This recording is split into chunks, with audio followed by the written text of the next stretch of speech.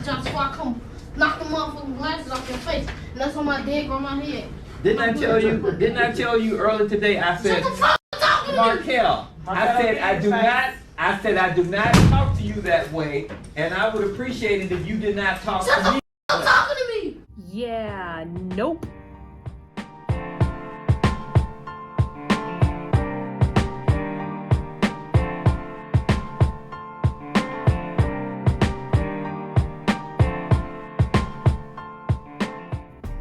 Hello, teacher friends, and welcome back, everyone. My name is Nina Rodriguez, and this is my channel, Misfit to Teach, where I talk about all things teaching and how to stay mentally, physically, and emotionally fit to teach. So if I have not met you already, please hit that little purple subscription button in the corner, as well as the notification bell, so that you and I can come together every week. So today I wanted to talk about the importance of dealing with disciplinary issues in your classroom before they turn into what you just saw. So often we see these classic cases of total misbehavior, eruption in the classroom for a variety of reasons, but I think it really just goes back to one of the most important things in a classroom, especially when you're dealing with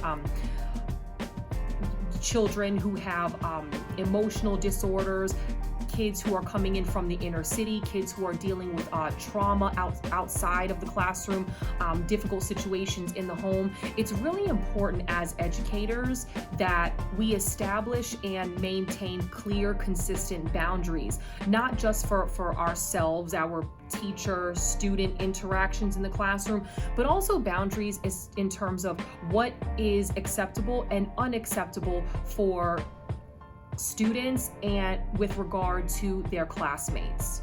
I think the best thing that we can do consistently, especially when we're in the second semester, you want them to understand what will fly with you and what is acceptable in your classroom, and they need to know in no uncertain terms what's not going to fly in your classroom. And once those boundaries are set, you have to be rigidly consistent with keeping those boundaries firm and being ready to respond if those boundaries are stepped over or broken. One of the things that I immediately noticed in that video was the teacher actually, at least in the beginning, did a marvelous job of trying to stay really calm with that student. He wasn't elevating his voice. He wasn't really yelling commands at the student. It was only toward the end of the video where I think the teacher felt really disrespected, that he started to lead with a lot of I statements. And that can be problematic when you're dealing with an escalated child, where the teacher is saying, I don't talk to you that way. I would appreciate if you don't talk to me that way. Yeah, that's certainly a fair point, but that doesn't register in the child's mind at that moment, who's already so heated that they are completely disengaged and uninterested in what the teacher wants and what's in the best interest of the teacher. If you are dealing with a situation like that, the best thing that you can do is, number one, you have to absolutely stay calm. This is the wrong time to be getting in the student's face. Not that that teacher did, but certainly don't get in the student's face. Do not engage or get very close to the student. Try to keep respectful distance as long as the student is not a threat to him or herself or somebody else in the classroom. And keep your voice very calm. You want to come from a place of sincere gentleness. Now, a lot of people think gentleness is a sign of weakness. No. Gentleness is actually one of your greatest strengths. Gentleness is your source of power as an educator. When you see a child this off the rails, you want to share your peace with that kid. And you want to reel them in without giving them so many commands for how they need to be acting.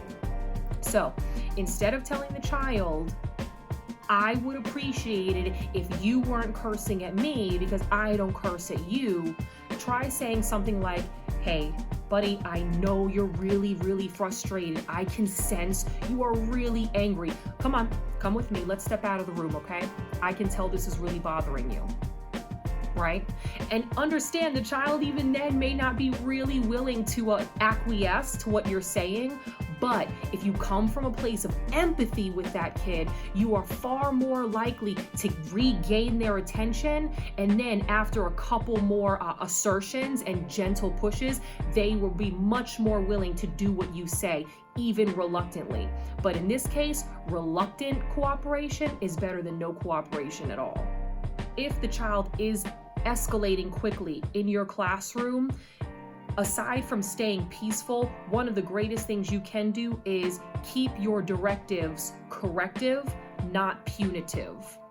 When a kid is falling off the rails and is just getting ready to explode on everybody, maybe throw a chair across the room, this is exactly the wrong time to tell them, if you don't sit in your seat, you're gonna get in-school suspension. Or if you do this one more time, remember, you're already on thin ice and you're gonna get out-of-school suspension. The reason why that doesn't work in this moment is because the child is not operating from the part of the brain that can properly filter actions and consequences. So if you threaten them with punitive action in this moment, you may not get the response that you're hoping for. In fact, that's got a greater chance of backfiring on you because they're wanting to push you. They're wanting to escalate. They're wanting to see you get furious because they're furious. Don't do that. Instead, keep your directives corrective, not punitive. Now, special note. If the child becomes a threat to him or herself, or the child becomes a threat to you or someone else in the room, even then, you want to be really careful about punitive directives. Instead, keep your directives concise, clear, and firm. So for example, if a kid is hurling a chair up over their head because they plan to then hurl it across the room, in that moment, what you really need to do is concise, clear, firm directives. Hey, Jonathan, do not throw that chair, right? You're not threatening with any punitive action because they're not even in the right frame of mind to filter that. Instead, you're just giving a very clear, very firm directive, and ultimately, yes, it's going to be their choice whether or not they're going to listen. We never really know what goes on fully in the lives of our students. So as much as possible, I think that it's really important to keep the parent engaged in your classroom management strategies, especially if you've got a child in your classroom who is prone to disruption and prone to escalated behavior. I'm not saying at all that every parent is a team player. Every parent is just wanting to work with you. They want to hear what you say. We all have horror stories of parents who will go to bat for their child and defend every single horrendous behavior. It doesn't seem to matter what the kid is doing, or they're just simply disengaged from that conversation. Everybody's got their hang-ups and bang-ups in life, and we can only invite people to the table to the extent that they're willing to accept the invitation. So as much as possible, as much as you can control it, keep the parent in the loop in terms of how you are taking remediatory steps with their child in your classroom, minding the student and the parent of your expectations for behavior, and most importantly, your willingness to work together with that parent and that family in that community to help the child put their best foot forward. Let me know what you are doing in your classroom to help stave off undesirable behaviors and promote positivity in your classroom. We're a growing community and we need each other. So I absolutely appreciate any tips and tricks that you have in your toolbox that are useful for you and for the rest of our community. So thank you in advance. I look forward to seeing those in the comments. As always, thank you so much for watching. I am Nina Rodriguez. This is Miss Fit to Teach. And remember, do all you can to stay fit to teach. Be well.